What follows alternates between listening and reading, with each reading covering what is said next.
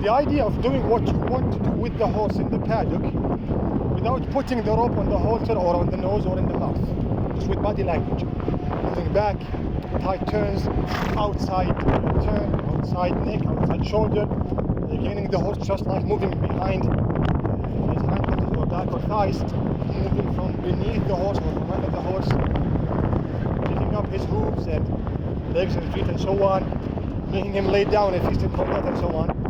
Doing it with body language is not just very important to prepare the horse for leading, just like leading is very important to prepare the horse for riding, but it proves how good your leading is. For example, you deal with the horse in the right way with body language to prepare him for leading. Then you lead the horse and try to control as much as possible to prepare him for riding. Then you ride the horse to prepare him for walking, ride him in walk, prepare him for trot, ride him in trot, to prepare the horse for canter and so on. So if you go back to the previous step, after riding the horse, leading him again proves to you that he became better at leading after riding also. So yes, you prepared him for riding and leading, but after you rode him in a correct way, his level and leading became even better. The same goes for body language. Leading with the horse with body language, in my opinion, if you go back to the previous step, stop leading the horse and deal with the horse inside the paddock or the closed area or whatever with your body, you will see that the horse is giving you a better result after leading him that he did not give you before. I was leading the horse. He's prepared for riding. I rode the horse. He's prepared for walk. I walked. He's prepared for trot. I trotted him. He's prepared for canter. I cantered him and so on. When I lead him again after riding him, he's clearly better than what he was, even though he was good for riding. The same goes for dealing with the horse in the paddock after leading him and riding him in the correct way. You will see that the horse will give you a lot of stuff in the paddock with your body language that he didn't give you as good as that level before leading him or riding him. So just like you prepare the horse for the coming or the future or the next step with the current step, if you go back to the previous step and your current step is done in the right way, he will be developed in it, or he will give you a good, let's say, result or level in it too. So just like I prepare the horse for leading with body language, I am supposed to become better with the horse in the paddock with body language after leading him. The most important thing, in my opinion, in that subject is that in this way of riding, he respects my body language because of my hand reaction. So after I lead the horse in a correct way, I stop him, move him back, tight turns and so on. He knows if he doesn't respect my movement in the body, I will end up leading him in the right way and controlling him. So if I ask you to move back with my body or give me a tight turn or gain your trust or whatever, and you refuse, I will end up putting the rope on you and giving you a very correct or good hand reaction, and you will give me exactly what I want. Now, if the horse knows when you lead him, there is no real hand accuracy. There is, let's say, a bad accuracy in the hand that makes him and allows him to do whatever he wants.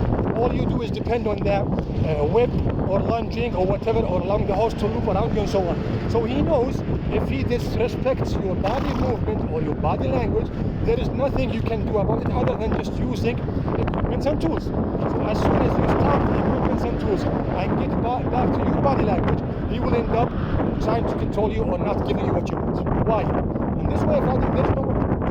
There is no person inside it, or no lunging.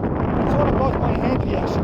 So if I ask you to move back with the body language in the paddock, and you refuse to respect my body, you know I will react to you in the right way, in the same exact way you reacted or acted towards me, and I will put the rope on the nose or in the mouth, and I will end up making you move back 30 or 40 steps easily with the correct hand reaction.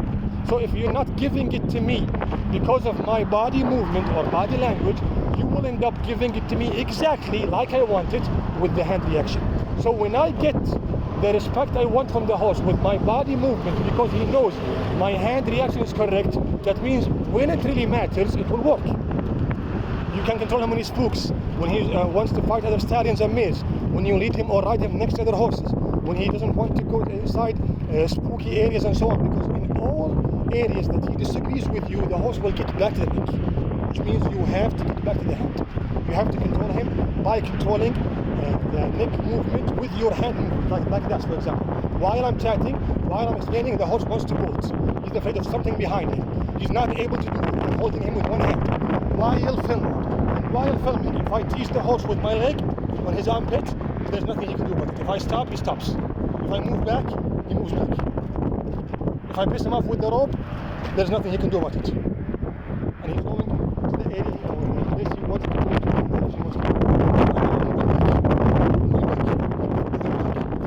It's just a hand reaction. So if I don't have the correct hand reaction, and I'm in the same exact spot in the situation that I am in right now, the horse will immediately try to disrespect my body and body movements. What are you going to do better? The whip.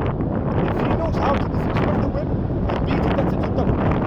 Let's say he beat the final person. You can winning is losing. No, it's not about winning or losing. It's about getting the horse's trust. But if you do not control the horse will control you. The idea of being, let's say, sharing the control or being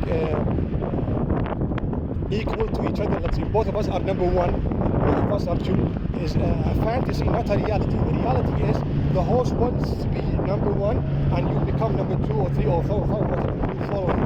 If you want to go driver, you will become the horse.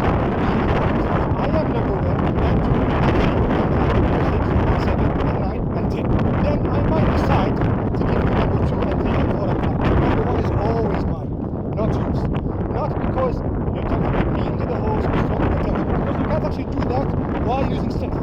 The idea of controlling the horse by using strength or by using power is not going to work anyways. If you want to achieve what good riders achieve by being mean or strong, using power, you will end up getting your ass kicked by the horse. That's a fact. So you have to deal with the horse in the correct way, the right way, which means the idea of controlling the horse's speed by controlling his direction, by controlling the neck direction, or let's say the nose direction, by leading the horse or riding him. So yes, I want to control all ways of riding. I want to control. Some of them will be able to achieve it. A lot of them, or most of them, will not be able to achieve it. And when they do not achieve it, they pretend that they want to achieve it. I want to do something, and when I cannot do it, I find just all good ways of riding. Want and must want to control the horse, because if you don't control the horse, he will end up controlling you. If the horse ends up controlling you and you are leading, while you are riding, it's like driving a car without brakes and without let's say, a very safe or good steering wheel. How can I control the horse without the wheels and without the safe tires and without the correct way of moving, without the braking system or the brakes? You're putting yourself in real danger. It's actual suicide.